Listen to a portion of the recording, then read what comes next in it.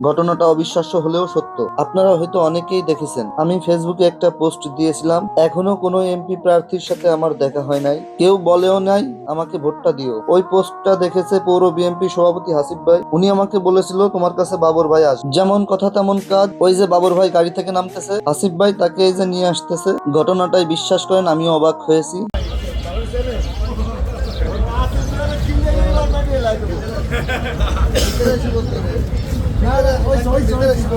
তারপর পৌর বিএনপি সভাপতি হাসিব ভাই আমার সাথে পরিচয় করায় দিল। তারপর আমি বাবর ভাইকে বললাম ভিতরে আসার জন্য, সে তো আসবে না, তারপরেও জোর করে আনলাম।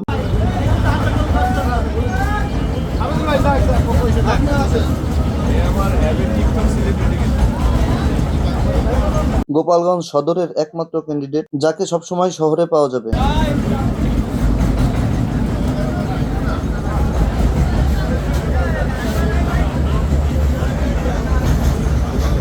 যখন আমি আমার পরিচয় দিলাম তখন বাবর ভাই আমাকে জড়িয়ে ধরলো।